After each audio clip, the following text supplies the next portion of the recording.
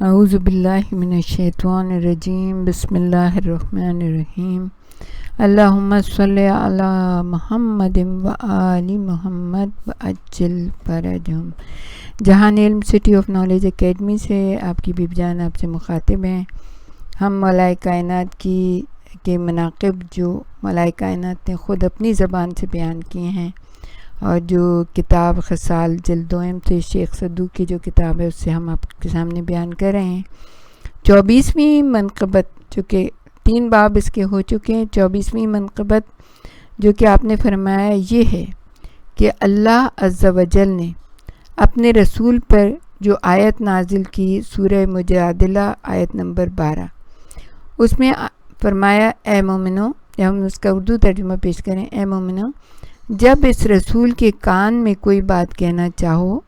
تو سرگوشی سے پہلے کچھ صدقہ دے دیا کرو۔ تو میرے پاس 1 دینار تھا جسے میں نے 10 درہم کے عوض تبدیل کرا لیا، لہٰذا میں جب بھی آپ سے سرگوشی کرتا تو اس سے پہلے 1 درہم صدقہ کر دیتا، جبکہ بخدا مجھ سے پہلے یا میرے بعد آپ کے کسی صحابی نے ایسا نہیں کیا۔ تو اس پر اللہ عز و جل نے یہ آیت نازل کی، سورہ مجادلہ کی آیت نمبر 13۔ دیکھیں 12 میں یہ کہا، اور جب دیکھ لیا اللہ تعالیٰ نے کہ کسی نے صدقہ نہیں کیا اور رسول کے پاس آ کے بیٹھتے تھے اور جو ہے فقراء اور مساکین کو آنے ہی نہیں دیتے تھے، بس قریب بیٹھ جاتے تھے اور کانوں میں باتیں کر رہے ہیں اور اپنا بڑی اہمیت جتاتے، جب اللہ نے کہا کہ جب بھی کان میں کوئی بات کرو صدقہ دے دیا کو، سارے فرار ہو گئے، سوائے مولا کائنات کے 1 دینار تھا، اس کو 10 میں انہوں نے تقسیم کیا۔ یہ بھی کتنی زبردست حکمت کی بات تھی کہ اس کو 10 درہم میں تبدیل کیا، اس کے بعد آپ نے جو بھی آپ بات کرتے تھے 1 درہم صدقہ کر دیتے تھے۔ تو اللہ تعالیٰ نے اس پہ اتنی زبردست یہ بات آیت نازل کی 13ویں نمبر کی کہ کیا تم لوگ اس بات سے ڈر گئے کہ کان میں بات کرنے سے پہلے خیرات کر لو؟ جب تم سے اتنا سا کام، یعنی بریکٹ میں اتنا سا کام لکھا ہے، جب تم اتنا بھی نہ کر سکے تو خدا نے تمہاری توبہ قبول کر لی، تو کیا گناہ کے علاوہ بھی کسی چیز سے توبہ ہوتی ہے؟ یعنی کتنا بڑا، یعنی کہ اللہ کی نافرمانی تھی کہ وہ اللہ نے کہا کہ صدقہ دے دیا کرو تو سارے غائب ہو گئے وہاں سے، مولا نے دیا، صدقہ دیا اور بات کی۔ تو ایک یہ ایسی منقبت ہے قرآن حکیم میں جو مولا نے صدقہ دیا بات کرنے سے پہلے کہ آپ کے علاوہ کسی نے بھی یہ نہیں کیا، یعنی اگر ایک بھی ہوتا تو اللہ تعالیٰ ایسی آیت نازل نہ کر دیتا کہ تم ڈر گئے اور اتنا بھی نہ کر سکے، بلکہ کوئی نہ کوئی اگر ایک بھی ہوتا مولا کے علاوہ۔ تو اس میں مولا ارشاد فرماتے کہ اس منقبت میں کوئی بھی میرا شریک نہیں ہے۔ اور پھر آپ نے ارشاد فرمایا کہ 25ویں منقبت یہ ہے کہ میں نے اللہ کے رسول کو یہ فرماتے سنا کہ جب تک میں جنت میں نہ داخل ہو جاؤں دیگر انبیاء پر جنت حرام ہے، یعنی جب تک رسول خدا جنت میں داخل نہ ہو جائیں دیگر انبیاء جنت میں داخل نہیں ہو سکتے، یعنی حرام قرار دیا پروردگار، یعنی پہلے سب سے وہ داخل، اللہ کا محبوب بندہ جس وقت داخل ہوگا اس کے بعد کسی کو اجازت ہوگی کہ وہ جنت میں داخل۔ اور فرمائے اسی طرح یہ اوصیاء پر بھی حرام ہے یہاں تک کہ تم اس میں داخل ہو جاؤ اے علی۔ اللہ تبارک و تعالیٰ نے مجھے تمہارے متعلق وہ خوشخبری دی ہے جو مجھ سے پہلے کسی نبی کو نہیں دی، مجھے یہ خوشخبری دی ہے کہ تم اوصیاء کے سردار ہو اور روز قیامت تمہارے دونوں بیٹے حسن اور حسین جوانان جنت کے سردار ہیں۔ سبحان اللہ۔ تو رسول خدا اتنے خوش ہو کے یہ بتاتے ہیں، ہر چیز کو لوگوں کو بتایا کہ دیکھو یہ ہستیاں کون ہیں، بار بار تعارف کرایا، لیکن لوگوں کے دل ایسے پتھر ہوئے تھے، آنکھیں ایسی کور تھیں جن میں نور ہی نہیں تھا کہ وہ ان ہستیوں کو پہچان سکتے۔ 26ویں منقبت کے متعلق یہ کہا کہ وہ یہ ہے کہ میرے بھائی جعفر علیہ السلام جنت میں ملائکہ کے ساتھ پرواز کرتے ہیں کہ انہیں در، یاقوت اور زبرجد کے 2 پروں سے آراستہ کیا گیا ہے. یعنی بھائی کی بھی یہ عظمت ہے کہ وہ جنت میں ملائکہ کے ساتھ پرواز کرتے ہیں. اور 27ویں منقبت یہ ہے کہ میرے چچا حضرت حمزہ سید الشہداء ہیں. لیکن سید الشہداء امام حسین جب شہید ہو گئے تو اس کے بعد آپ کا لقب سید الشہداء، لیکن اس سے پہلے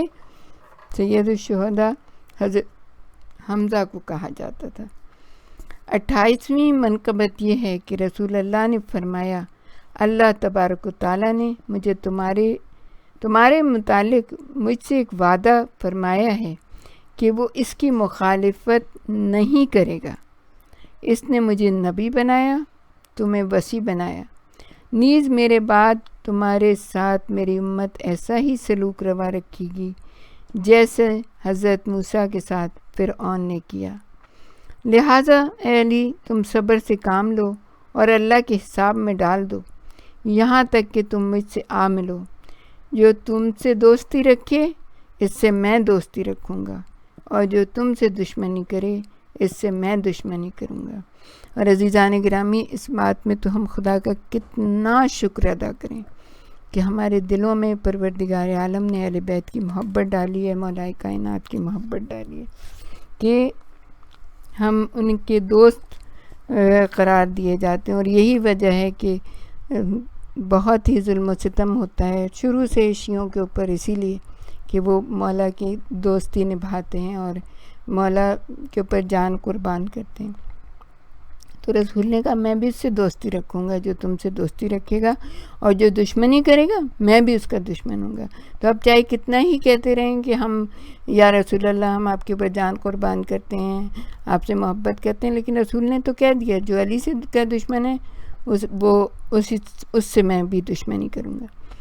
پھر 29ویں یعنی 29 منقبت جو مولا نے ارشاد فرمائی وہ یہ ہے کہ میں نے اللہ کے رسول کو یہ فرماتے سنا اے علی تم صاحب حوض کوثر ہو، یعنی اے علی تم صاحب حوض ہو کہ تمہارے علاوہ یہ کسی کی ملکیت نہیں ہے. اور ہم جب وہ حدیث پڑھتے ہیں نا کہ بہت سارے صحابی آئیں گے اور وہ رسول اور فرشتے جو ہیں نا ان کو دور ہٹا دیں گے حوض کوثر پہ، وہ پانی مانگیں گے، تو بڑی حیرت ہوتی تھی.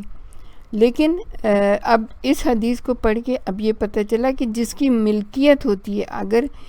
صاحب ملکیت سے کوئی دشمنی کرے تو پھر اس کو تصرف کا کوئی حق نہیں ہوتا ہے اس کے اندر. تو کہا کہ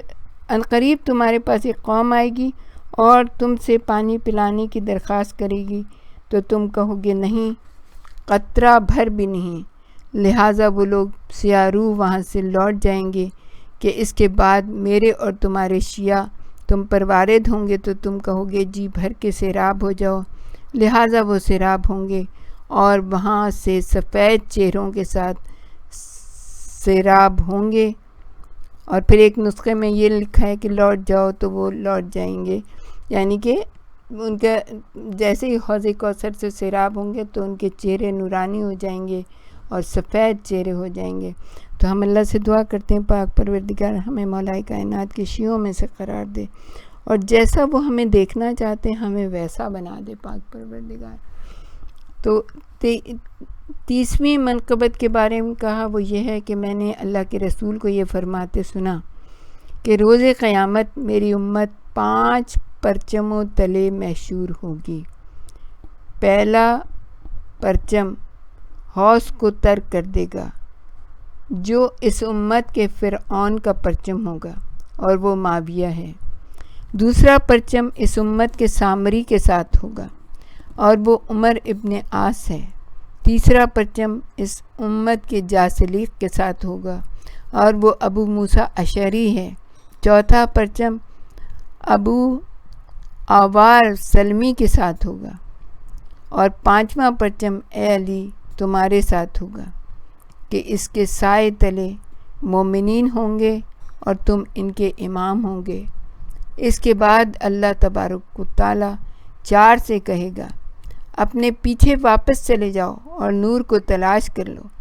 پھر ان کے سامنے ایک دیوار قائم کر دی جائے گی، اس کا ایک دروازہ ہوگا جس کے باطنی حصے میں رحمت ہوگی، اور یہ لوگ میرے شیعہ ہوں گے تو یہ لوگ ندا دیں گے۔ اور یہ قرآن کی آیات ہیں جس کا ترجمہ ہم آپ کے سامنے پیش کریں، آپ نے بھی پڑھا ہوگا یہ قرآن میں۔ تو کہا کہ یہ لوگ ندا دیں گے، کیا ہم لوگ تمہارے ساتھ نہیں تھے؟ تو ہمارے شیعہ کہیں گے کیوں نہیں، لیکن تم لوگوں نے اپنے آپ کو دھوکہ دیا، باز رہے، شک کرنے لگے، اور تمہاری باطل خواہشات نے تمہیں ایک نسخے میں ہے کہ دنیا میں دھوکے میں رکھا، یہاں تک کہ امر الہی آ گیا اور شیطان نے اللہ کے معاملے میں تمہیں فریب دے دیا۔ تو آج کے دن تم سے کوئی فدیہ نہیں لیا جائے گا، اور نہ ہی ان افراد سے کہ جنہوں نے کفر کیا، تمہارا ٹھکانہ جہنم ہے، یہی تمہارا آقا ہے، اور یہ کتنا برا ٹھکانہ ہے۔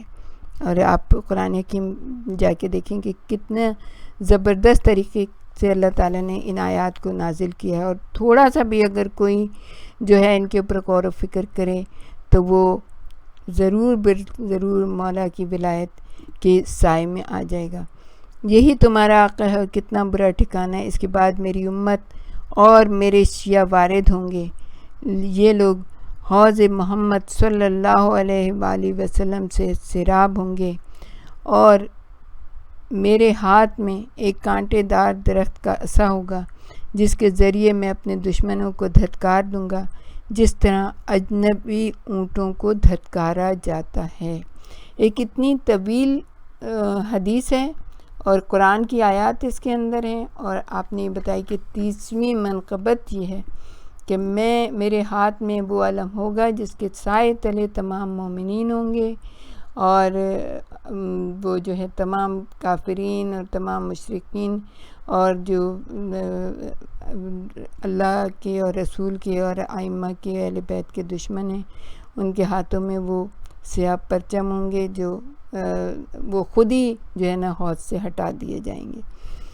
تو بہت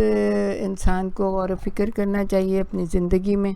کہ ایسا نہ ہو کہ روز قیامت ہم ان لوگوں میں شامل ہو جائیں کہ جو ہمیں پیاس کرتے رہیں اور ہمیں جو ہے نا وہاں سے ہٹا دیا جائے۔ اللہ تعالی ہم سب کو اہل بیت کے چاہنے والوں میں سے قرار دے، ان کی محبت ہمیں نصیب ہو، اور ان کی رحمتوں اور لوائے حمد کے سائے میں ہمارا ٹھکانہ ہو۔ آخر دعوانا ان الحمد للہ رب العالمین۔ ہمارے ساتھ ہی رہیے گا، ہم آپ کو اور بھی بہت کچھ بتانا چاہیں گے۔